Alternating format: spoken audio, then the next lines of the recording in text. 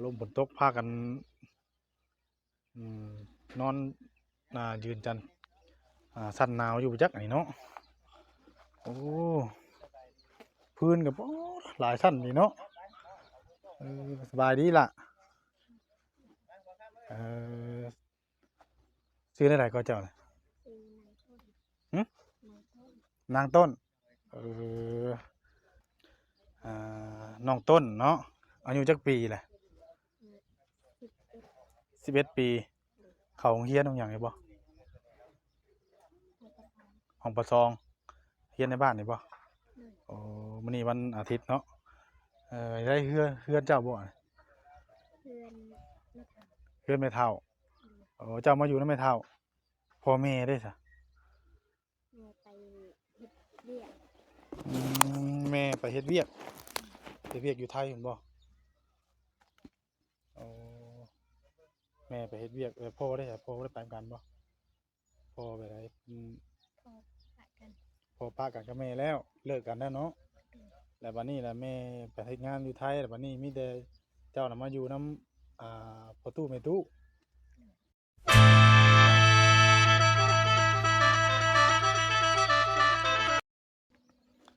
โดยพี่น้องเนาะเปิดภาพมาบัดนี้ก็กลางแดดกลางนั่นแหละพี่น้องเนาะก็มาอีกครอบครัวหนึงพี่น้องเนาะพอดีว่ากายทางมาเห็นเพิ่นก็โอ้ยสุโทรมแห้งพี่น้องเนาะกายไปกายมาอยู่แต่ละมื้อก็หาทุกโจยกับพี่น้องเลยคิดได้อยากมาถามไทยลองเบิ่งครอบครัวเพิ่นอยู่เป็นจังไดเนาะเอากลับสบายดีFC พี่น้องเบิดสู่คู่สู่คนเนาะพบพ้อกับช่องบ่าวบุญเผยตาแนวอีกแล้วมื้อนี้กับพี่น้องเลยไปพี่น้องเลยเนาะขอถามไทยเบิ่งนำกัน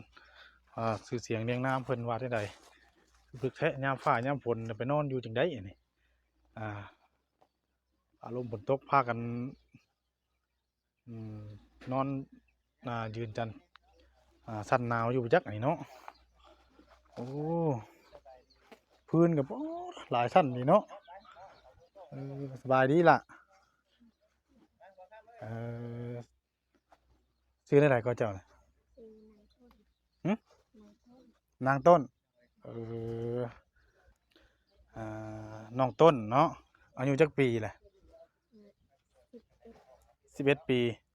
เขาโรงเรียนตรงอย่างนี้บ่ห้องประซองเรียนในบ้านนี่บ่โอ้มื้อนี้วันอาทิตย์เนาะได้เฮือนเจ้าบ่น่ะเพื่อนไม่ทเฮือนแม่เฒ่าโอ้เจ้ามาอยู่นำแม่เฒ่าพ่อแม่เด้ซะำเนี่ยไปเฮ็ดเรียกแม่ไปเฮ็ดเวียกอยู่ไทยเห็นบ่โอ้แม่ไปเฮ็ดเวียกพ่อได้ซะพ่อบ่ได้ไปกันบ่พ่อไปไหนพอปะกัน พ่อปะกันกับแม่แล้วเลิกกันแล้วเนาะแล้วบัดนี้ล่ะแม่ไปเฮ็ดงานอยู่ไทยแล้วบัดนี้มีแต่เจ้าน่ะมาอยู่นำพ่อตู้แม่ตู้โอ้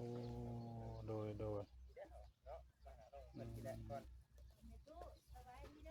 กระเทือนของเจ้ากับพ่อกับแม่ตะกี้บ่ได้มีบ่ดูว่าอยู่นี่เลยอ๋อมานั่งพี่เป็นยังไงล่ะนี่นั่งสิ นั่งลงเลยล่ะมานั่งใกล้ๆบ่าวสบายดีสบายดีเด้อเนาะ ชื่อว่าอย่างไรก็อ่าคือว่าน้องต้นเนาะน้องต้นนี่แหละ น้อง อาทิตย์ ต้น ต้นน้องต้น โอเคบ่ แม่คือว่าเป็นยังไงเนาะ ยังบ่ดี บนงานบ่ดีสบายดีเด้อเนาะ สบายดีลูก สบายดีเป็นแต่เพลงอยู่ดิ ถามก่อนเจ้าซื้อว่าจังได๋ลูกนาง นาง ต้ ต้ น น ก็ซื้อลูกชายข่อยแท้ เอาแล้วเนาะผู้นี้คือต้นคือกันบ่ ซื้อต้น เอาแล้วเอาเป็นลูกชายลูกสาวด้วยนะเฉย เอาน้องปลายซะ ต้นปลายเด้น้องต้นน้องปลาย จัก ดิ ปีอายุเจ้าลูก11 ปี 11 ปี เจ้านั่งซี่เจ้าบ่ปวดแข้งว่าอีล่ะ บ่มีบนนั่งเลย นั่งไป คุณ ซี่ บ่ เทื่ ฮะ อแล้วนี่ปวดแข้งเด้โอ้ซื้อต้น มันจะฮอนเดดแล้วเนาะ นอนแล้ว พ่อแม่เจ้าได้สละไม่เท่าพ่อเท่า เท่ากับพ่อเท่า เพิ่นโดน เท้าเนาะ อยู่เพิ่งแล้วว่าซั่นเนาะพอแม่น่ะไปไทยครอบครัวเลิกลากันเนาะอันนี้คือ มาอาศัยอยู่นำแม่เขา เป็นไม้เท้า มาก็ยังเป็นได้แบบสุขภาพทางกายของน้อง ถ้าถามได้ว่าเราเป็นจังได๋คือว่าย่างบ่หันบ่ล่ะไปกกมันเจ้าฮู้อยู่บ่เป็นบาท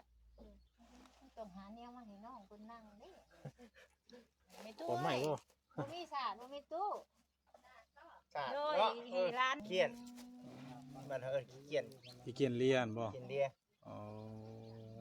แบบย่างบ่หันแบบนี้บ่ลูกเป็นแต่น้อยเพิ่นบ่เป็นตุ่มนะใหญ่จังเป็นได้จักปีแล้วค่ะเป็นมานี่จำได้บ่จำบ่ได้ ต้องถามทางไอ้ตู้เพิ่นแน่เนาะ ตู้มานี่ดู มาไปตู้พี่ สบายดีเด้อไปตู้ เมื่อกี้ล่ะลูกยืนบังดูลูก ผู้ชายกับผู้ชายครับ ลองย่างมึงดู ต้องย่างได้ย่างได้ปกติ ย่างบ่ได้ก็ยังย่างมึงดูลูก เพลงน้อยเพลงใหญ่เด้อเนาะ เออ จะเบิ่งนี่ได้ นี่บ่ เนาะ บ่เป็นนั่นล่ะนี่แหละนี่ อันนี้บ่ เลือดจังได๋ดี มื้อนี้เป็นบ่ เด้บน เป็น ตีน เป็น เลย ยังคนเป็นตะบิดว่าคนบ่งแล้วไปบ่งอันนั้นมันบาดตึก อันล่ะอันนั่งเจ้ายันเจ้าเมื่อยแข้งเอ้ย เอ้าให้สาด จิตไม่ใช่นี่ เฮ้ย คนละแนวเด้อนี่เนาะ โอ้พี่ สาดขาดแล้วนี่ แบบนี้ก็ได้ มาไปซื้อนึงแล้ว นอนแล้วไปจ้ะบ่ตู้ นางกระตา เออ มาไอ้ล่ะนั่งเจ้ามานั่งน้ำลาย นั่งไปตู้ เอานั่งนำดิ นั่ง โอ้ลมได้ กูเป็นย่างบ่ค่อยหันบ่ เออเป็นน้ำตีนมันนะเนาะใช่น้องเบิ่งฮักอยู่อ่ะ ไม่ไงมานั่งข้างๆไม่ไง เบิ่งดู นี่เนาะเป็นแผลอยู่ได้ เป็นอยู่นี่บ่เป็นฟรีบ่ เป็นบาดบาดมันเชื่อมไปเลยนะบาด นั่งจังดีลูกยันเจ็บเจ็บ ต่อไหม เออ แล้วก็เป็นโซ่คนโซ่เลยนะ เป็นคนโชว์เลย โชว์เลย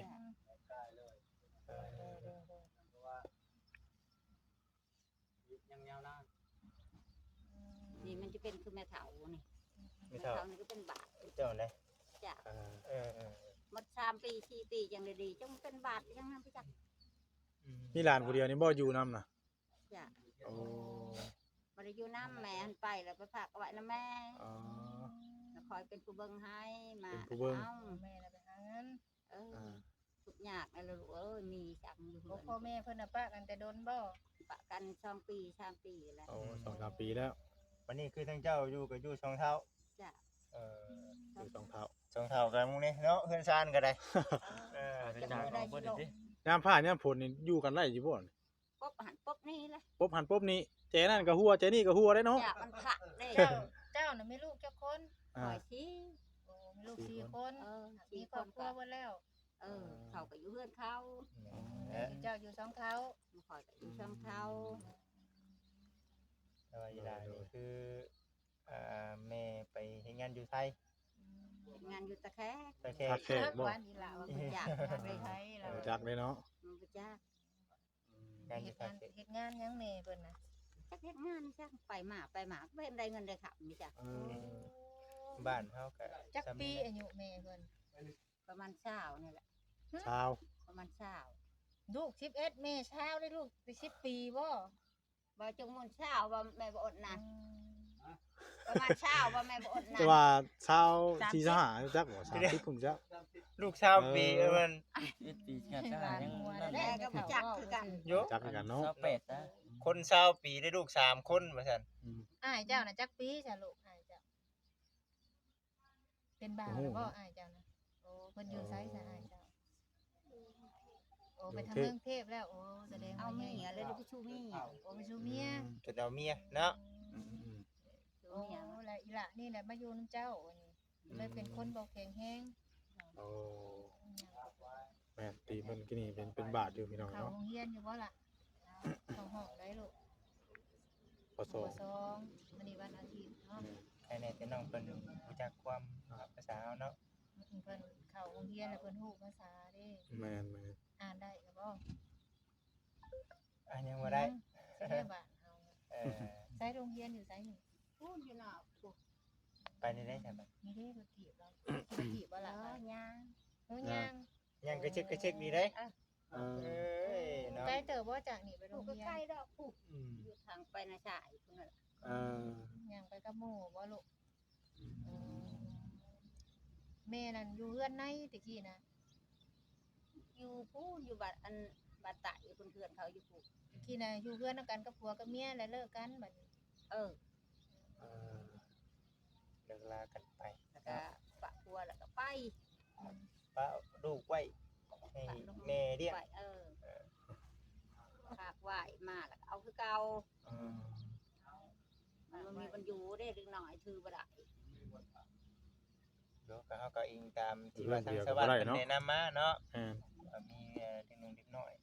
มาอยู่นำแม่ใหญ่เหมือนกันแม่อยู่แล้วว่าซั่นอยู่นำบรรดาผู้เฒ่าเฒ่าก็พอสิทำนี้ว่าซั่น ผัวคนในบ้านเดียวกันบ่ บ้านนาคลังเนาะนาคลังทิศเมืองพีนนี่ลูก ลุงพีน วิ ผู้ ทย์อันนั้นก็วิทย์เมืองพีน อันนี้เพิ่นเอิ้นบ้านหยังอะ นี่บ้านโนนนาดี บ้านโนนนาดี บ้านโนนนาดี โนนนาดีมันเขาก็ออกจากแต่บ้านเก่าพุ่นแหละแล้วก็ตั้งบ้านอยู่ที่ บ้านนี้มีเจ้าของค่า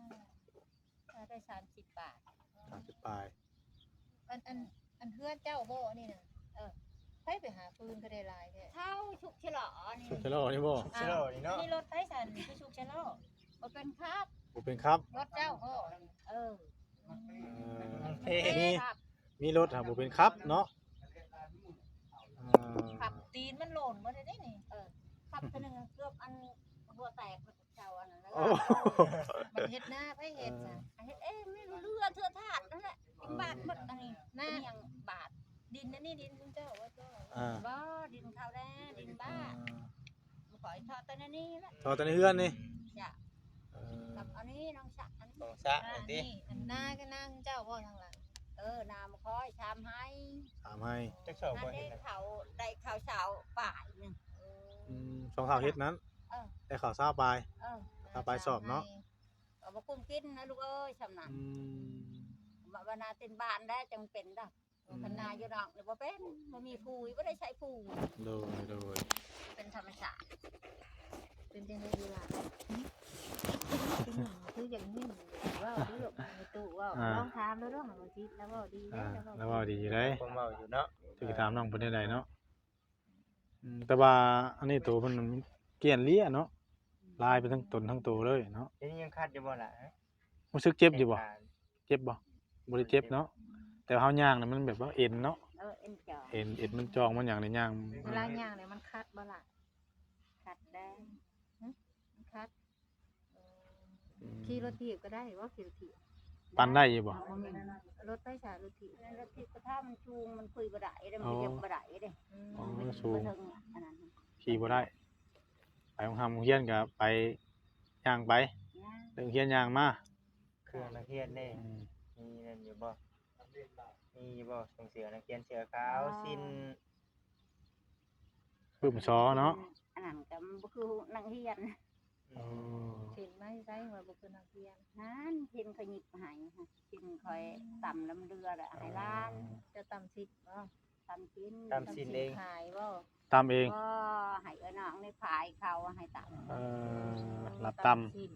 ำผายเอ้น้องให้ลูกหลานให้แล้วก็ต่ำให้เขาเขาให้ช่องปืน เกินเป็นสิ้นที่สิ้นมีบ่สิ้นหยังก็ เอาโอลมถ่าเลยบ่จิตคอยรอเบิ่งเฮือนเพิ่นก่อนเด้อ เอ่อ ขึ้นเบิ่งเทิงก่อน ซิดแล้วเด้อเนาะ แม่นเบิ่งตำหูตำศาสตร์นั่นแหละเอาเด้อพี่น้องกันเนาะคือพฤกษ์ค่ำแท้นะฝนตกฝนสาดสิอยู่ได้บ่เนี่ยโอเคอ๋อ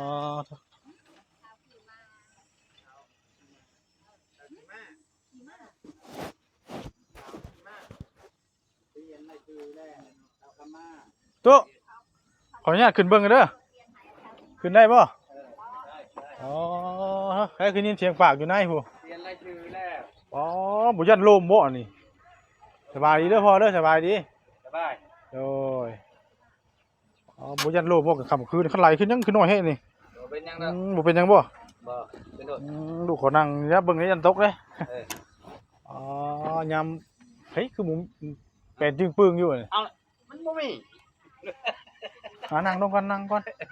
คนเฒ่า อยู่สองเท่า ฮะ อยู่สองเท่า อยู่ช่องเฒ่า กับหลานผู้หนึง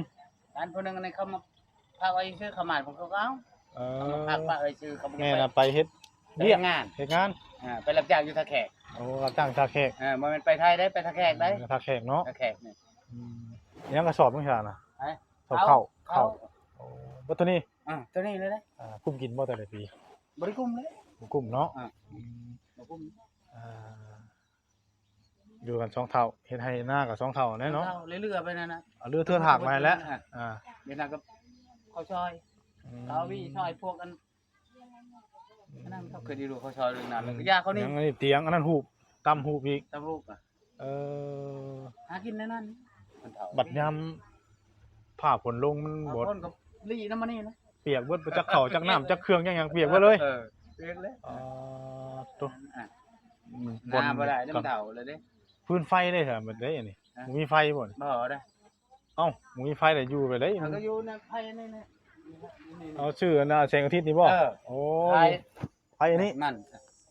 เออ ไผตัวนี้ไผแทงนึงเท่านั้นนะบ่มีนะ บ่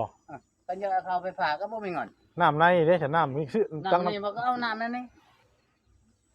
เอาน้ำบอลรถจกนะ เอาน้ำน้ำหนองนี่ ว่ามีเงินถือ เอามาให้ยังอันนี้มากิน มา บ่ กิน น้ำจกน่ะเนาะ น้ำน้ำหนองนี่มากินนะ ไหน ตัว ไอ้กระตุกน้ำชาเขาให้เนี่ย เอาเขาให้บ่เนี่ย ให้เนี่ย ไก่คือมาผูกไว้แบบที่แท้นี่ โอ้มันไปพุ่น มันไปพุ่น มันไปพุ่นนี่ยามันเสียมันเคยเสีย คือบ่ผูกไว้กะลางคือบ่ผูกไว้กะลาง เงินไก่หมูเตะ ยังไก่หมูเตะ แล้วไปหันไปนี่ไปหาเก็บผักกิน ยังบ่ได้เรือนชาติเพิ่นก็วันยามผลใช้เจ้านอนอยู่ใช่นี่ ไปนอนอย่างนี้นะ นอนอยู่ตัวนี้ เออ มันเป็นตู้กับหลานได้ใช่หลาน อ เนาะ ยู่พุ่น หลานนอนอยู่พุ่นเฮาขอขึ้นเบิ่งย่างเบิ่งใกล้ได้บ่ ได้อยู่เป็นยังไป ลูกกดเกิบยากได้ กดก็ได้นะ เบิ่งเบิ่งเบิ่ง มึง ขออนุญาตเด้อประตูเด้อ อ่ะ อันนี้เป็นบอลชูพื้นชูไผเพิ่นอันนี้เนาะเรือนชานโอ้ยอย่าทักเด้บอลที่อยู่พวกกินชานพี่น้องเนาะคนนี้บ่ง่ายกับบ่มีบนลบบนชนนะอันนี้มองนอนเพิ่นอยู่หั่นนี่เนาะ คันว่าตาคันว่าแนวเชืองที่ไปเชืองไม่ใช่ ตามสินเนาะอันนี้โอ้งามแท้นี่ อันโบราณซื้อให้ตายตามรับจ้างเขา ไปตู้บ่ตามอันนี้ เออ โอ้เราตามงามเนาะตามสินนี่ ตามรับจ้างเขาตัวพื้นหนึ่งก็ตามเขาช่องพื้นก็ยา พี่น้องเนาะถ้ายามฝนนี่รับรอง กินแตงนัว รับรองบ่มีบนนอนเอาเด้อยามฝนนี่ มันว่าบ่จักแนวพี่อ้ำนะดูเว้ยจักแนวเชืองนะบ่อยู่บ่นอน เนาะคือดิน เชือ ดิ ง น บ่ ดอน เป็นนะ ดินดอนตอนหญ้าเด้ครับเป็นของเจ้าเบิดบ่นี่ ของเขาเลยนะ เป็นของเขาแล้ว ของเขาเลยนะ ของเจ้ามี ของเขาเลยนะเธอทอดเหือนเนี่ยนะ จะทอในเฮือนนี่ ทอดเหือนเนี่ยนะ อันตะกี้มันเป็นดินไผตะกี้น่ะ ตะกี้ก็มันเป็นดินบาท เป็นดินบ้านบ่นี่ เป็นดินบาท แล้วเจ้าออกมาอยู่พี่ ฮะอันนี้บ่อันนี้มันเป็นในนี้ มันเป็นดินหน้าแล้วเขาแล้วตั้งบ้านใช้ ทางบ้านใช้ ตั้งบ้านใช้แล้วก็มันนี่เขาก็ตั้งบ้านใช้เขาก็มันก็ห้อมแต่มันก็บ่มีหน้าเลยหมดแล้ว รวบๆแล้วนาจักให้นาเจ้าน่ะ ชาม นา3ให้ ชาม เฮ็ด2เท่าเนาะ จงเท่า มีลูกกับลูกกับเขามีครอบครัวฝ่ายครอบครัวมันแหละดิ เขาอยู่เฮือนข่าว อยู่เพื่อนเขา บ่ได้อยู่นำข่อยบ่ได้อยู่นำข่อยบ่ได้เขาอยู่เฮือนเขาอยู่น้องเขาอยู่คนมีนั่นได้มาคอยอยู่แปลว่ามาคอยอยู่นำไทบ้านคือกันกับช่องเท่าอยู่ในไทบ้านซื่อๆได้นั่นลูกให้ก็จะจุกินก็ลูกมา กาย แล้ว ไป ก็เลย กายมาอยู่พี่น้องเนาะกลับมาเวถามไทยเบิ่งเด้อประตูเด้อว่าเป็นจังได๋เฮือนชาเราคือเซคือมันยังแท้มานะอยากมาสัมภาษณ์ประตูเบิ่ง เบิ่งตัวจริงนี่แหละ เบิ่งตัวจริง บ่ นี่ ได้ แหละ จับ เนาะ ในเชืองนะ ถ้าหากว่า บ่อยู่บ่นอนก็เบิ่งตัวจริงบ่กินก็เบิ่งตัวจริงคิดตะไผก็เบิ่งตัวจริงนี่นั่นนะ เป็นข้าวเพิ่นเดือยแต่กี้พุ่นนี่เนาะ ตะกี้พุ่นแล้วแต่พอยังหนุ่มยังอันนั้น เนาะ ยังหนุ่ม มีลูกจักคนบัดนี้พ่อ ไผ เจ้าน่ะมีลูกจักคน ลูกก็เมื่อน้าแม่หมดเลยได้ ฮะ เมื่อน้าแม่หมดเลยได้ เงินแม่คือจังได๋ แบบลาวนะเมื่อน้าแม่หมดเลยได้มาคอยเอากันแบบเท่าเอาเท่าด้วยได้ เท่าเอาเท่าบ่ นั่นน่ะว่าแจ้งด้วยได้ไปบาปมีกันมันจะเนื้อแจ้งเท่าเอาเท่าได้ นั่นนั้นเนาะ กันนอนแล้วทุกเอาทุกก็แม่นเท่าเอาเท่านั่นน่ะบ่แม่นนุ่มเอานุ่มนั้นมันปะหมดแล้วปะไผหมดแล้วปะกันหมดแล้ว โดย นั่น นั่นแหละกายมากับ คอยชมคนก็เมื่อน้าแม่หมด มาถามไทยเบิ่ง บ่ชุดนี้ตัวนี้เด้ตัวนี้ก็อยู่นำพอเราเราก็ตายแหละ วันนี้ลูกเราก็อยู่ต่างหากอีกนั่นเขาว่าเท่าเอาเท่า เขาเท่าเนาะ ทุกเอาทุกไปจังจักไปสิเลี้ยงจักไปสิเกลือแล้ว จักไผสิเลี้ยงไผเนาะ นั่นนะ แต่ละมื้อไปเฮ็ดเวียกยังครับประตู เดี๋ยวนะมึง อ่า หาคนกับปูกินเนี่ยนะตามให้หน้าเนี่ย หาคนกับปูกิน หาคนกับปูกิน เออ นั่นนะ อยู่สองเท่าคือว่าแล้วไปหา คนกับ เนาะ ปูกิน คือว่าลูกหลานนี่ก็พอได้ซอยเวียกซอยงานอยู่เนาะผู้น้องผู้น้อยน่ะ อันนี้บ่ หลานเจ้านะผู้น่ะ ซอยกันนั่นแหละมัน เป็ ยืนบ่ได้ โอ้ยืนบ่ได้ มันเป็นรอยเอ็น โอ้ยืนบ่ได้ มันลบกับแบบเราหนังมันทำมาได้ก็เฮ็ดเรียกลายก็บ่ได้ น้องกันได้ ลานนั่นได้ ลานเนาะ นั่นนะอันนี้มันยังยืนนั่นมันยืนนั่นไปนำมาเจ้านั่นก็เลิกยังใครได้นึงว่าชั่วคราวซื่อๆกันเฮ็ดเรียกมันบ่หนักบ่ได้เด้มันเป็นนั่นเด้ เนาะ คันว่าเราอยู่กินก็แม่นนะ ถามไทยเบิ่งพี่น้องกันเนาะ เออ ครอบครัว เพิ่ เพิ่ น น บ่เบิ่ง ซาน บ่เบิ่งเป็นร้านตัวเอง ประตูเพิ่น เช้า เนาะชื่อหยังเจ้าน่ะชื่อหยัง นอน อ อ่า ประตูนอ นอ บ่ไปตู้เลยค่ะ อันนั้นบ่ แม่ อันตมิดในชาวขี้ม้าเดี๋ยวนี้เขาเปลี่ยนในชมรมครัวเลยชาวขม่า คำมา ขม่าประตูนอกับประตูคำมา เนาะ เนาะ เดี๋ยวเห็นบ่ในชมรมครัวเนี่ยเบิ่งในชมรมครัวเนี่ย บ่ฮู้แล้วประตูเอ้ย ฮะ เห็นแล้ว ชมรมครัวใช่เบิ่งในชมรมครัวเพิ่นว่าโลกเจ้า โดยก็คือสิประมาณนี้แหละเด้อประตูเด้อเนาะ จ้ะ เดี๋ยวมื้อหน้ามื้อไหนถ้ามีอะไรก็สิเข้ามาลบใหม่เด้อโดย